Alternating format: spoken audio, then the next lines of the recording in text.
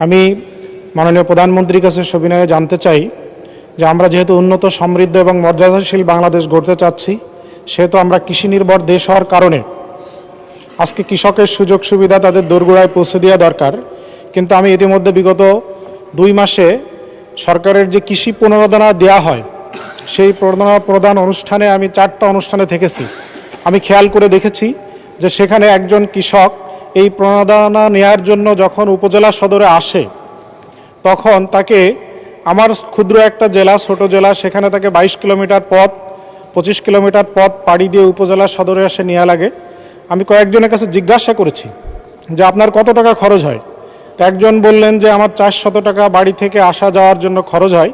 কিন্তু হিসাব করে দেখা যায় যে গ্রুপ ভিত্তিক যে বীজ প্রদান করা হয় বা সার প্রদান করা হয়, তার দাম কোনো সময় 200 বা 300 টাকা। একজন লোক কৃষক ওই গ্রাম থেকে উপজেলা সদরে এসে এই কৃষি প্রণোদনা সংগ্রহ করতে যেয়ে তার যে 400 টাকা খরচ হয় এবং একদিনের শ্রমের মূল্য আরও 700 টাকা তার সারাটা দিন এখানে সংগ্রহ করতে ব্যয় হয়, তাহলে একজন কৃষকের জন্য নিশ্চয়ই এটা কোনো সুবিধার বিষয় নয়। সেজন্য আমি সবিনয়ে মাননীয় প্রধানমন্ত্রীর কাছে জানতে চাই যে কৃষকের এই প্রণোদনা তার দোরগোড়ায় পৌঁছে দেওয়ার জন্য আমরা অতি দ্রুত ইউনিয়ন ভিত্তিক এটা তাদের কাছে পৌঁছানোর জন্য কোনো ব্যবস্থা গ্রহণ করতে পারবো কিনা, মাননীয় প্রধানমন্ত্রীর ব্যাপারে পরিকল্পনা কি সেটা জানতে চাই। মাননীয় স্পিকার, ধন্যবাদ। মাননীয় প্রধানমন্ত্রী। মাননীয় স্পিকার এবং মাননীয় সংসদ সদস্য, আপনাদেরকে ধন্যবাদ। মাননীয় সংসদ সদস্য, আপনি যে প্রশ্নটি করেছেন, কৃষক যে প্রণোদনা, হ্যাঁ আপনার কথাটি সঠিক। অনেক ক্ষেত্রে এরকম ঘটনা বিভিন্ন জায়গায় ঘটছে। সেজন্যই কিন্তু আমরা কৃষক কার্ডটা ইন্ট্রোডিউস করতে চাইছি।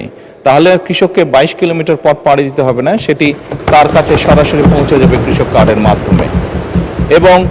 এবং আমরা কৃষক কার্ডটি এমনভাবেই করার চেষ্টা করছি, অর্থাৎ ওই নির্দিষ্ট কৃষকের কি পরিমাণ জমি আছে, সে কি ফসল চাষ করে এবং তার জন্য কতটুকু কীটনাশক ওষুধ দরকার, কতটুকু তার সার দরকার, কতটুকু বীজ দরকার, সেটি ইনফরমেশন আমাদের কাছে থাকবে।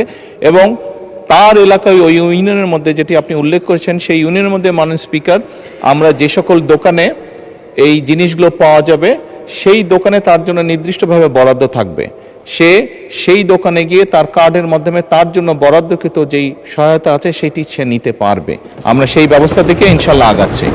ধন্যবাদ মাননীয় স্পিকার।